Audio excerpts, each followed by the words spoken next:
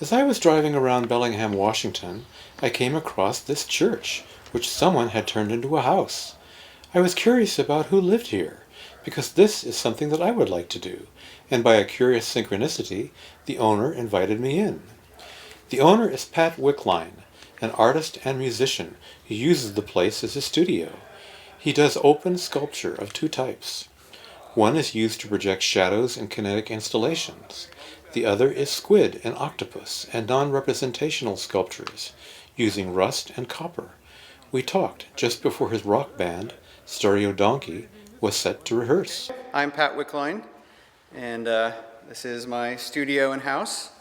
And I studied anthropology, and then somewhere down the line discovered wire sculpture, and now I make wire sculptures. How did you come to be in possession of this church? Well, I saw it falling down on the brink of collapse, and someone had to save it, and I was the crazy person to do that. And how long did it take you to save it? 4 years. You love living in this church. Yeah, yeah. Okay. These are some of your creations up here. You want to explain those? So these are Humboldt squid sculptures, life-size. And I started doing squid when I had an opportunity to make a sculpture for the Pike Place Market in Seattle. So there you will see a life-size giant squid, which is a 30-foot copper squid.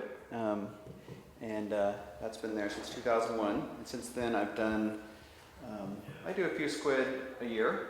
And have just been amazed by just the squid as an animal, the incredible adaptations that those are, and they're a great challenge for a sculptor because the way I think of it, if you can make a squid, you can pretty much make anything, because to create the illusion of something floating as a squid is in actual space is a great challenge. Sure.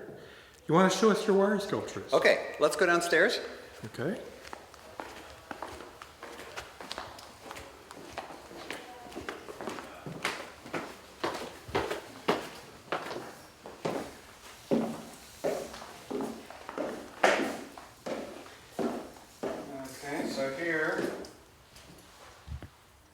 So what this is what I call a living drawing, and this is a wire sculpture, and the shadow from the wire sculpture is projected onto a screen with a high-powered LED.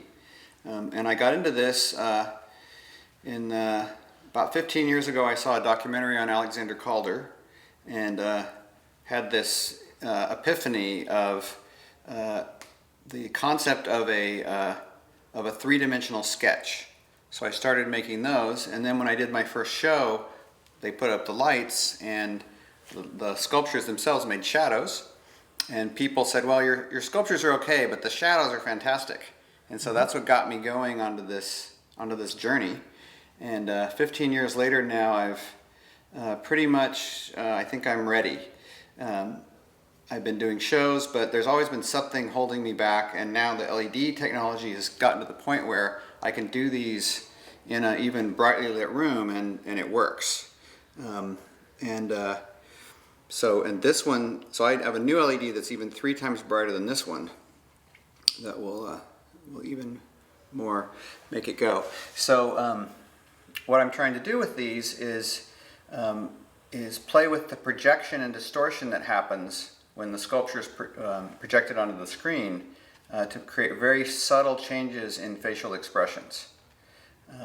It's a great challenge.